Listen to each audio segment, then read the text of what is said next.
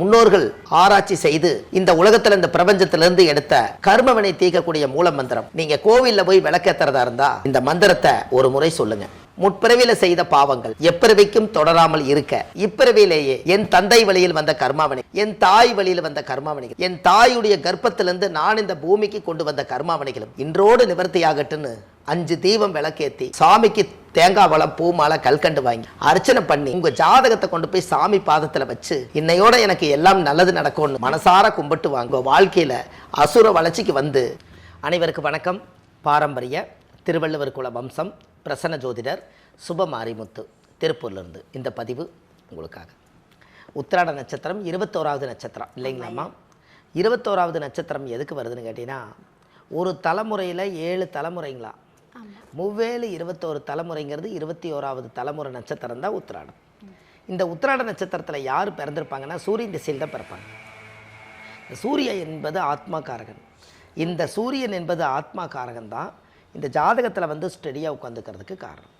அப்போ இந்த ஜாதகத்தில் வந்து நம்மளுக்கு என்ன அப்படின்னு கேட்டிங்கன்னா, சூரியன் என்பது ஆத்மா. இந்த ஆத்மா வந்து ஜாதக ரீதியாக நம்மளுக்கு வந்து எப்படி அமைஞ்சிருச்சுன்னு கேட்டிங்கன்னா, இந்த சூரியன் திசையில் யாராவது ஒருத்தர் பிறந்தாங்கன்னா அவங்களுக்கு முதல் திசையே 6 வருஷம்தான். இந்த 6 வருஷ திசையில் 2ஆக பிரிச்சிங்கன்னா தாயுடைய கர்ப்பத்தில் இருந்து 2 2 5 3 3 6 3 வருஷம் இருப்புங்க. தாயுடைய கர்ப்பத்தில் 3 வருஷம் இருப்பு. இந்த உத்திராட நட்சத்திரம் என்ன சொன்னால், ஒரு பெரிய அவங்ககிட்ட இருக்கக்கூடிய ஒரு பிரச்சனை என்னென்னா, ப்ளஸ் பாயிண்ட் என்னென்னு கேட்டிங்கன்னா, அவங்களுக்கு சுத்தமாகவே பொய் பேசினா பிடிக்காதுங்க. உத்திராட நட்சத்திரத்துக்காரர்களுக்கு மட்டும் பொய் பேசினா பிடிக்காது. இது வந்து 2 3 புராணத்தில் 2 நட்சத்திரங்கள் சொல்கிறாங்க. விநாயகர் பிறந்தது உத்திராட நட்சத்திரங்கிறாங்க, ஒன்று அஸ்த நட்சத்திரம்னு சொல்லிக்கிறாங்க. இந்த 2ல் தான் ஏதோ ஒன்று கனெக்ட் ஆகிட்டே இருக்குதுங்க. அதனால் வினையை அறுக்கக்கூடியவர் விநாயகர். உத்திராட நட்சத்திரத்தில் விநாயகர் பிறந்தது ஒரு சரித்திரம் உண்டு. அஸ்த நட்சத்திரத்தில் பிரசன்ன விநாயகர் பிரசன்ன பதனங்கிறது ஒன்று உண்டு. இதில் மெயின் என்னென்னு கேட்டிங்கன்னா, அந்த உத்திராட நட்சத்திரக்காரர்களுக்கு தனுசு ராசியும் வரும், மகர ராசியும் வரும். ஆனால் நேர்மையாக வாழணுங்கிறது அவங்ககிட்ட உண்டு. அவ்வளவு சீக்கிரம் அவங்க நெருங்கி பழக மாட்டாங்க. யாருக்கிட்டையுமே உத்திராட நட்சத்திரக்காரர் அவங்களுக்கு பிடிச்சா மட்டும்தான் பழகுவாங்க. அவ்வளவு சீக்கிரம் யாரையும் மனசில் எடுத்துக்க மாட்டாங்க. ஒரு பெண்ணாக இருந்து உத்திராட நட்சத்திரம் வந்தால் அது ஆணுடைய நட்சத்திரம் இல்லைங்களா, அவங்க கொஞ்சம் கம்பீரமாக இருப்பாங்க. எதுவாக இருந்தாலும் நீ இங்கே வா, வந்து பேசு, எதுவாக இருந்தாலும் நேராக பேசிக்கலாம், வா, ஃபோனில் பேசாத, போன வை, நேரில் வா.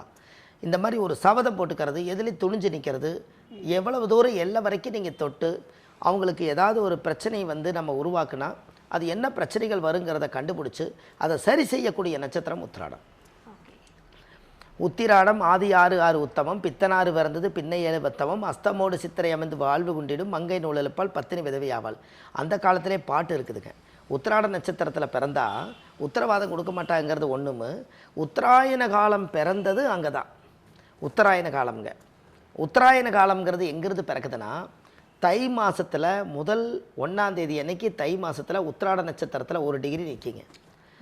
உத்தராயண காலம் என்பது மகர ராசியிலிருந்து தை மாதம் முதல் ஆடி மாதம் வரை உத்தராயண காலம், ஆடி மாதம் முதல் தை மாதம் வரை தட்சிணாயன காலம். இந்த உத்தராயண காலமும் தட்சிணாயன காலம் என்னென்னா, இந்த சூரியன் ஏறு காலத்தில் பிறக்கும்போது தான் கோயில் கும்பாபிஷேகம் பண்ண நல்லதுங்களாம். அதனால் பல்லாயிரம் வருஷத்துக்கு முன்னாடியெல்லாம் ஆயிரக்கணக்கான வருஷத்துக்கு கடந்து பெரிய பெரிய கோவில்கள் எல்லாம் உத்தராயண காலத்தில் தான் கோயில் கும்பாபிஷேகம் பண்ணுவாங்களாம். கோயிலெல்லாம் 30 வருஷம் 40 வருஷம் கட்டிடுவாங்களாமா. உத்தராயண காலம் வரட்டுன்னு வெயிட் பண்ணுவாங்களாம். அப்போது உத்தராயண காலம் எங்கே ஆரம்பிக்குதுன்னா, அந்த உத்திராட நட்சத்திரத்தில் தான் ஆரம்பிக்குதுங்க.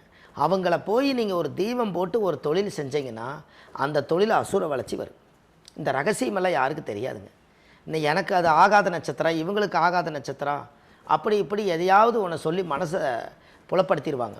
ஆனால் உத்தராயண காலம் என்பது யாராவது உத்திராட நட்சத்திரத்தில் பிறந்து, அது தனுசு ராசியாக இருக்கட்டும், அது மகர ராசியாக இருக்கட்டுங்க, உத்திராட நட்சத்திரத்துலேன்னு ஒருத்தர் பிறந்துட்டாங்கன்னா அந்த நட்சத்திரக்கார் வந்து 9 10 2க்கு தொடர்புள்ள நட்சத்திரம் அது ஒன்று தாங்க. மேசத்துலேருந்து 9வது ராசி வந்து தனுசு, அங்கேயும் உத்திராட நட்சத்திரம் இருக்குது. 10ஆம் இடம் என்பது தொழில், 10க்கு உத்திராட நட்சத்திரம் இருக்குது. அந்த 2 ராசிக்குமே அந்த உத்திராட நட்சத்திரம் பொருதி வரதுனால சூரியனுடைய நட்சத்திரத்தில் பிறந்துக்கிறவங்க ஒரு விளக்கேற்றி வச்சா அந்த வீடு வெளிச்சம் இருக்குமா. என்னங்கம்மா, சூரியன் என்பது விளக்கு. அந்த நட்சத்திரத்தில் பிறந்தவங்க இந்த தொழில் நல்லா இருக்கும்னு பெரிய பெரிய அதிகாரிகளையும் பெரிய பெரிய முதலாளியை கூட்டிகிட்டு வந்து ஓப்பன் பண்ணுவாங்க. ஆனால் இந்த நட்சத்திரத்தில் பிறந்துக்கிறவங்களை கொண்டு போய் நீங்கள் ஓப்பன் பண்ணால் அந்த தொழிலுக்கு உயிர் வந்துருங்களா? அப்போ எப்போவுமே உத்திராட நட்சத்திரக்கார் வந்து ஒன்று தொடங்கி கொடுத்து அது நல்லா இருக்குன்னு சொல்லுது.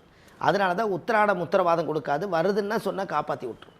இந்த மாதிரி இந்த நட்சத்திரங்களுடைய கேரக்டர் வந்து ரொம்ப அதிகமாக அவங்களுக்கெல்லாம் அந்த காலத்தில் அப்படி இருக்குதுங்க.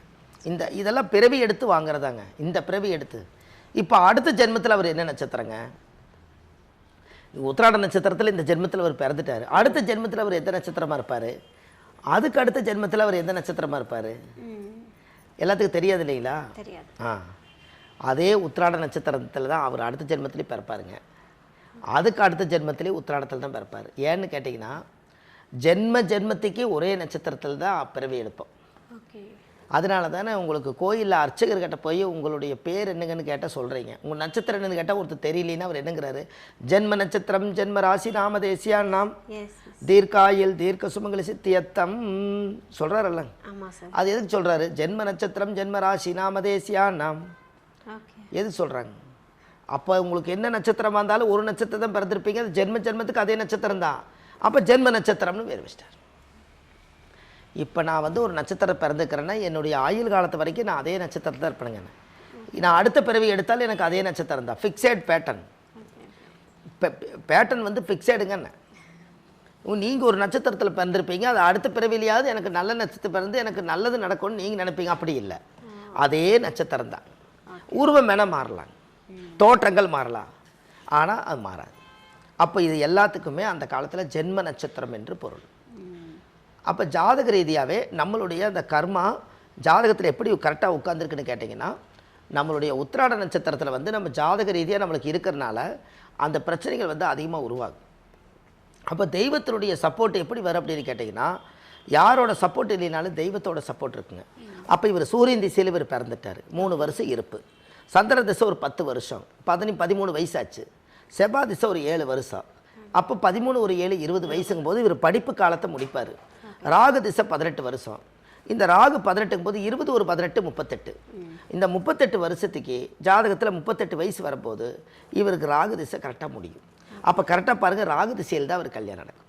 சூரியன் திசை உத்திராட நட்சத்திரத்தில் யார் ஒருத்தர் பிறந்தாலும் அவங்களுக்கு பெரும்பாலும் பாருங்கள் 100%ன்னு ஒன்று சொல்லுவாங்க. நம்ம 100%ன்னு சொல்கிறத விட ஒரு 70% ராகு திசையில் தான் அவர் கல்யாணம் நடக்கும். இப்போ போய் நீங்கள் ஜாதகத்தை எடுத்து பார்த்து உங்கள் பிறந்த திசை இருப்பில் இருந்து எடுத்து கணக்கு போட்டு பார்த்தீங்கன்னா 20 வயசுக்கு மேலே ராகு திசை 18 வருஷத்துக்குள்ளே தான் அவர் கல்யாணம் பண்ணியிருப்பார். அவங்களுக்கு குழந்தை பிறந்திருக்கும். அவங்களுக்கு குழந்தை பிறந்ததுக்கப்புறம் பேர்காலம் பார்க்குறது, அதுக்கப்புறம் அவங்க வந்து கர்ப்பமாக இருந்து வளகாப்பு செய்து பிள்ளைகளை கூட்டிகிட்டு போகிறது, இது எல்லாமே ஜாதக ரீதியாகவே நம்மளுக்கு அது அப்படி இருக்குங்க. அப்போ இதெல்லாம் எங்கேருந்து வருது அப்படின்னு கேட்டிங்கன்னா, இந்த ராகு திசையில் தான் இந்த திசை வரும். அப்போது ஜாதகத்திலேயே வச்சு அது கடமையை முடிக்கிற காலம் ராகு.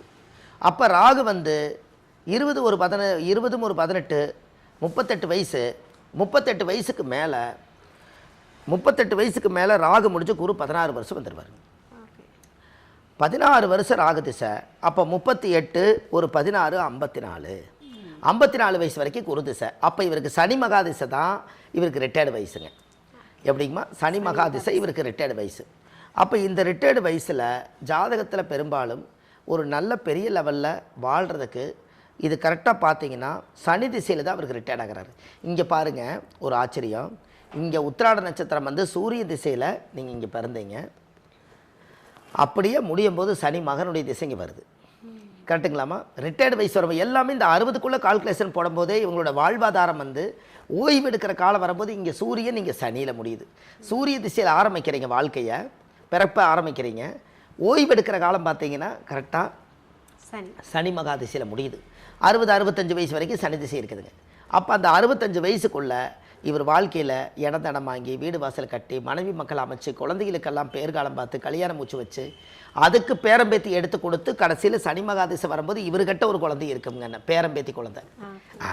அப்போ பாருங்கள், ஆரம்ப காலத்தில் இருந்து நாம் ஒரு மனிதன் வயசை கணக்கு போடுறோம், இதுக்குள்ளே நம்மளுக்கு எவ்வளவு காலங்கள் நம்மளுக்கு இருக்குதுன்னு பாருங்கள். இவங்களுக்கு ஒரு நம்ம காலம் இருக்கும் இல்லைங்களா, அந்த காலங்கள் வந்து நம்மளுக்கு பதில் சொல்கிறதுனால என்ன ஆகிப்போச்சுன்னு கேட்டிங்கன்னா, ஜாதக ரீதியாகவே நம்மளுக்கு அந்த கர்மா தானே நம்மளை தொடச்சி வருது. இந்த கர்மாவை நம்ம கழிக்கிறோங்க, நம்ம வாழ்க்கையில் நம்ம அந்த கர்மாவை நம்ம கழிக்கிறோம். எப்படி கழிக்கிறோம் அப்படின்னு கேட்டிங்கன்னா, ஒவ்வொரு புண்ணியங்களையும் தானங்களையும் தர்மங்களையும் செய்து அந்த கர்மாவை நம்ம கழிக்கிறோம்.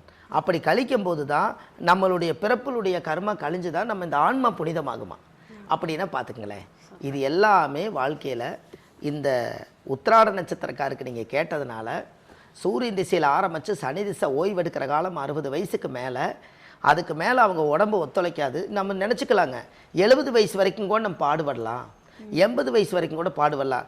ரைட்டு, நீங்கள் இளமையான வயசுலேருந்தே பாடுபட்டு 70 வயசாகி 80 வயசு இன்னும் பாடுபட்டுட்டு இந்த உடம்பு வந்து நம்ம சொல்படி வந்துங்க 40லேருந்து 50 வயசு வரைக்கும் உடம்பு நம்ம சொன்னால் கேட்குங்க.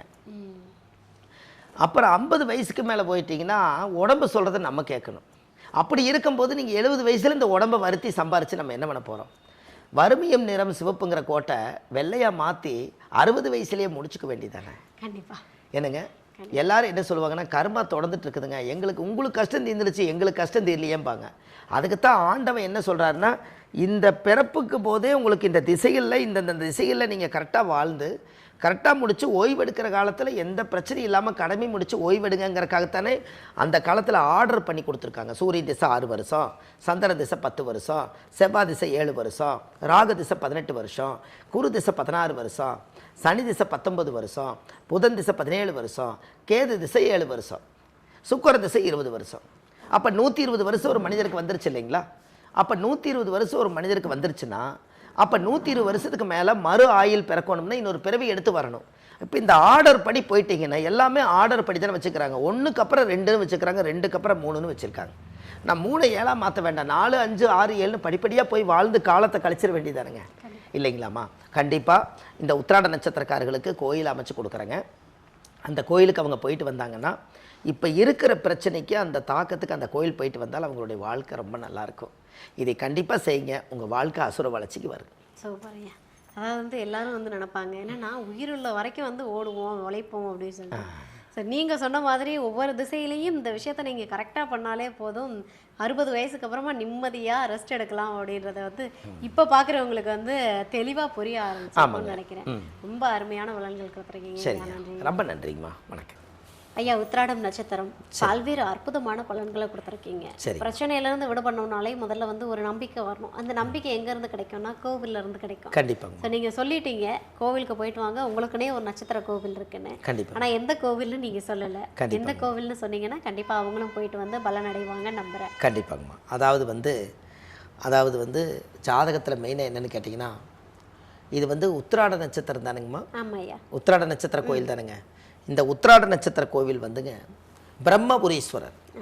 ஆமாம், இந்த பிரம்மபுரீஸ்வரருங்கிறது வாழ்க்கையில் ஆதி காலத்தில் முன்னோர்கள் வந்து பிரம்மபுரீஸ்வரர்னாலே நம்ம உடம்புக்குள்ளே இருக்கக்கூடிய அத்தனை தோஷங்களையும் வெளியேற்றக்கூடிய அளவுக்கு அதுக்கு பவர் இருக்குதுங்களா. அப்போ என்ன அப்படின்னு கேட்டிங்கன்னா, அந்த சிவகங்கை மாவட்டம் காரைக்குடி செல்லும் வழியில் அந்த பூங்கொடி அப்படிங்கிற இடத்துல அந்த பிரம்மபுரீஸ்வரர் கோயில் இருக்குதுங்க.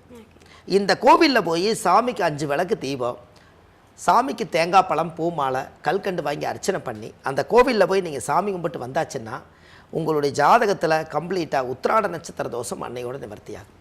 அதுக்கப்புறம் பாருங்கள் உங்களுடைய வாழ்க்கையில் அசுர வளர்ச்சிங்க. இதுக்கு போயிட்டு வாங்க, நல்லதே நடக்கும்.